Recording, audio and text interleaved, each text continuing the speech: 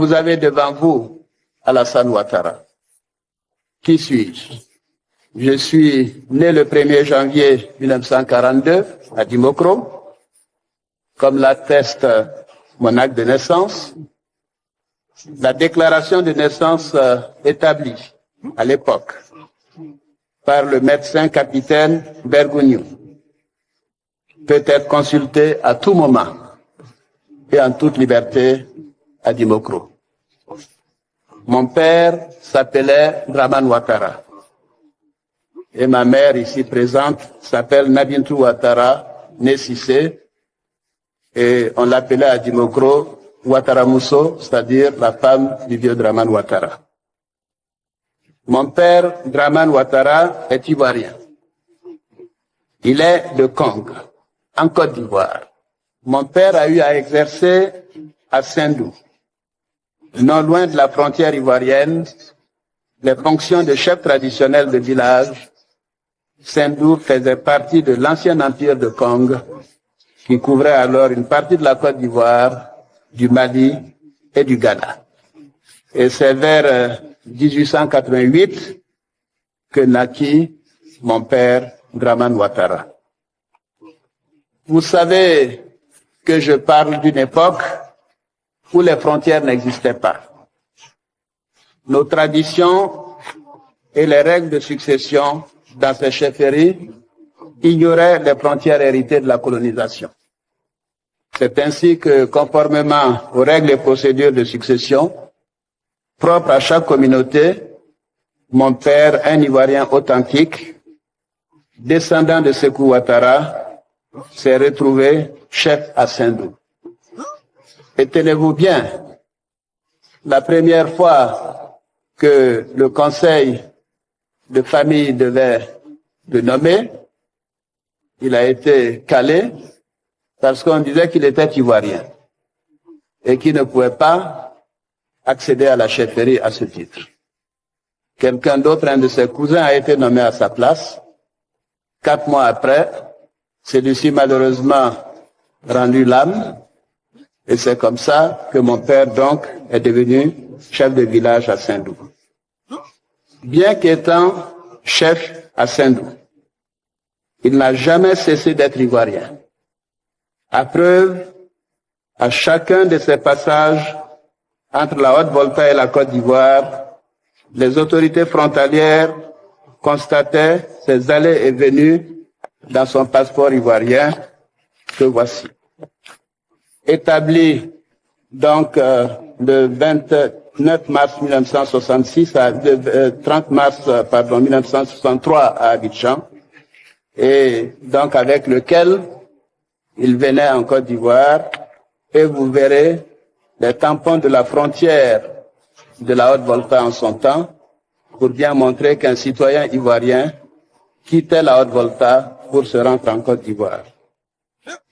Faut-il encore le rappeler, mon père Dramane Ouattara n'a jamais été voltaïque ou burkinabé. J'en veux aussi pour preuve sa carte nationale d'identité établie le 20 mars 1963 à Dimokro par le commissaire de police de l'époque et non en 1952, comme certains ont pu le faire croire au niveau de notre justice. Voici l'original, voici sa carte d'identité. Quant à ma mère, elle est originaire de Gbeleban, dans le département d'Oguéné. Elle est née à Dabou, où mon grand-père Ibrahim Cissé a passé une bonne partie de sa vie. J'ai eu la chance d'avoir une mère dont les parents étaient amenés à se déplacer beaucoup hors de Côte d'Ivoire à cause de leurs activités. Ils étaient pour cela obligés d'avoir des documents, des papiers. À titre d'exemple, ma mère m'a remis le passeport de mon grand-père, Ibrahim Cissé, né en 1868 à Gbeleban, en Côte d'Ivoire. Passeport que je présente également au directeur.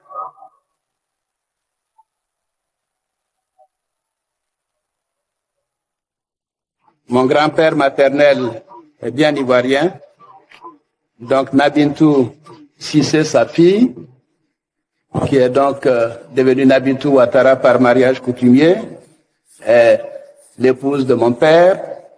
Figurez-vous que dans la campagne de dénigrement qui avait été orchestrée contre moi, on avait prétendu qu'elle n'était pas ma vraie mère. Alors, nous nous sommes volontairement soumis à un test ADN, c'est-à-dire un test qui montre bien que vous êtes issu de quelqu'un. Nous avons donc fait ce test ADN et il est formel. Il confirme sans ambiguïté aucune, bien entendu, que Nabitou Ouattara, né Cissé, est bien ma mère et que je suis bien son fils. Mon père est ivoirien de naissance. Ma mère est ivoirienne de naissance.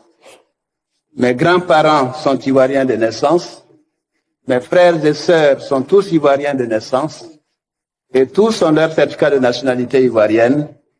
Et jusqu'à la date d'aujourd'hui, on refuse de m'établir mon certificat de nationalité ivoirienne.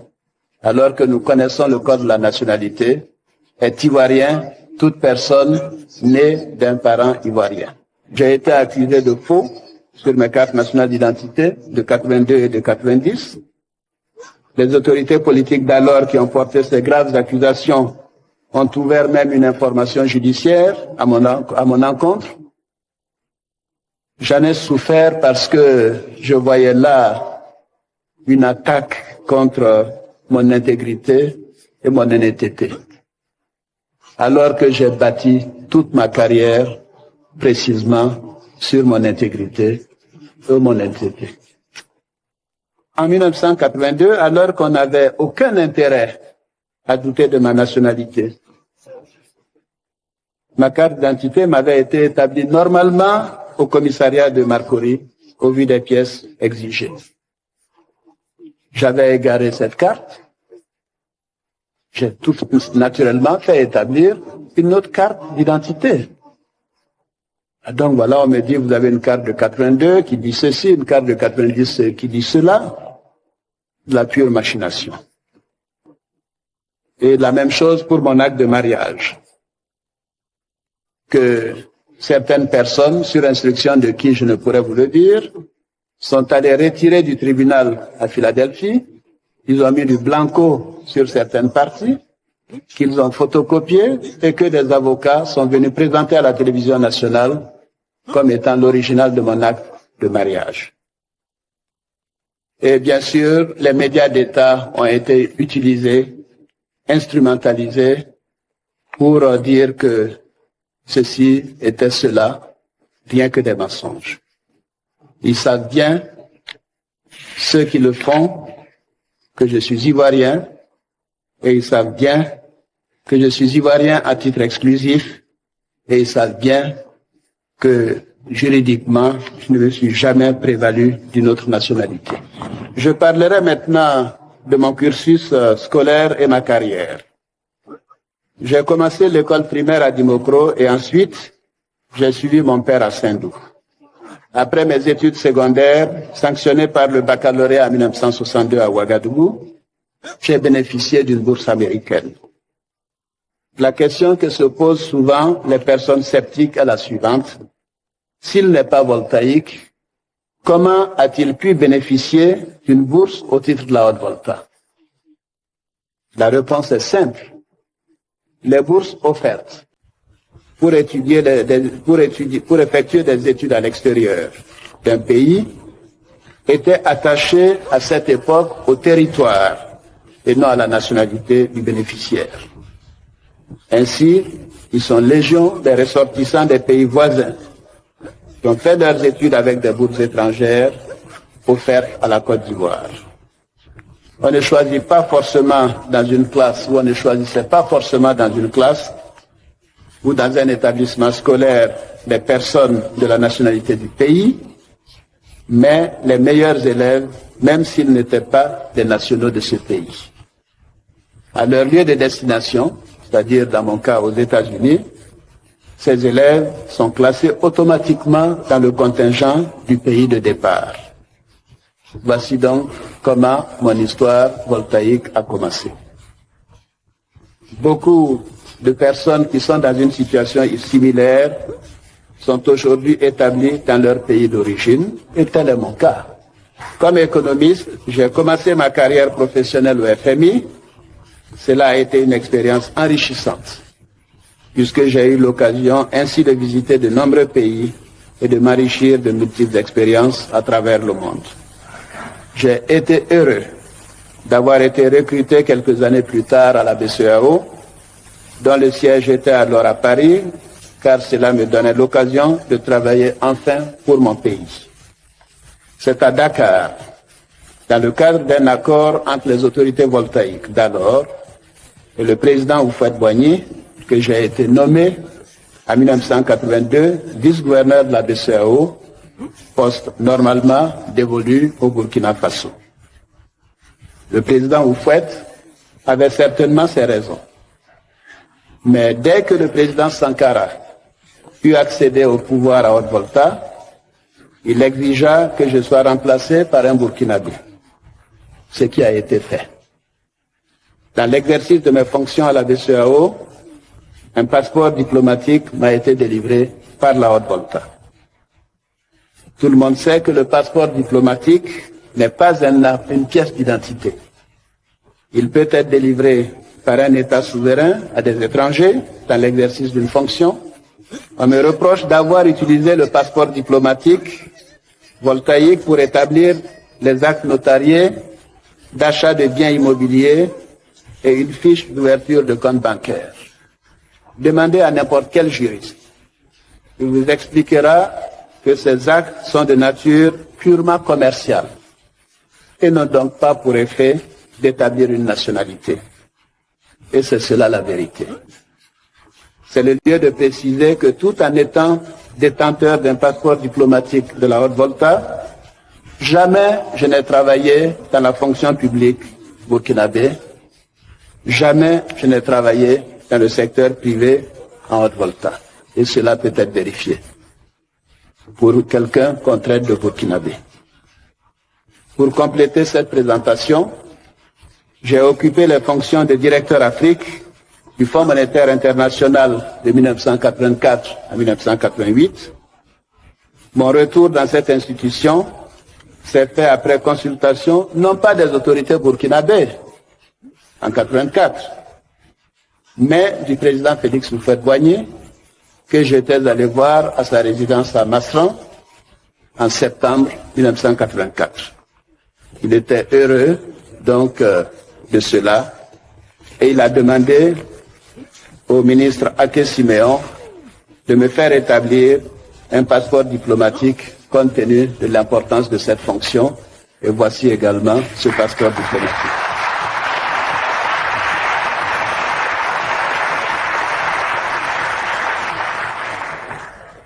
Au décès du gouverneur Abdoulaye Fadiga, à qui je dois beaucoup dans ma carrière, le président Houphouët m'a fait le grand honneur de me rappeler pour assumer cette fois les fonctions de gouverneur de la BCEAO, poste réservé à la Côte d'Ivoire.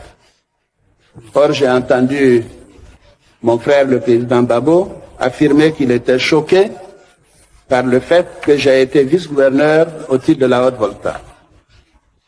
Loin de moi toute idée de polémique, mais il sait mieux que quiconque que la BCEAO est une institution sous-régionale qui appartient à 8 États d'Afrique de l'Ouest, à savoir le Bénin, le Burkina, la Côte d'Ivoire, la Guinée-Bissau, le Mali, le Sénégal et le Togo. Je n'ai pas été gouverneur de la Banque centrale du Burkina Faso. Ceci n'existe pas. J'ai été gouverneur de la BCEAO. Qui mieux que le Burkina Faso a autorité de dire qui est ou non son ressortissant? Le président Blaise Compaoré l'a précisé dans une correspondance que j'ai versée dans mon dossier de candidature au présidentiel d'octobre 2000, puisqu'il fallait le faire compte tenu des dispositions dans le code de la Constitution qui a précédé la Constitution de la Deuxième République. De plus, il y a un autre fait qui me paraît important. Parce que, avant de me nommer au poste de directeur général adjoint au Fonds monétaire international, M. Michel Kansu, qui en était le directeur général à cette période, a pris soin de consulter le chef de l'État ivoirien, le président Henri Konan Bédié, et non pas le chef d'État burkinabé. Et pourtant, je suis rejeté hors des frontières de mon pays et refusé par les autres. Donc je suis apatride. Pouvez-vous imaginer ce que l'on ressent dans ce cas?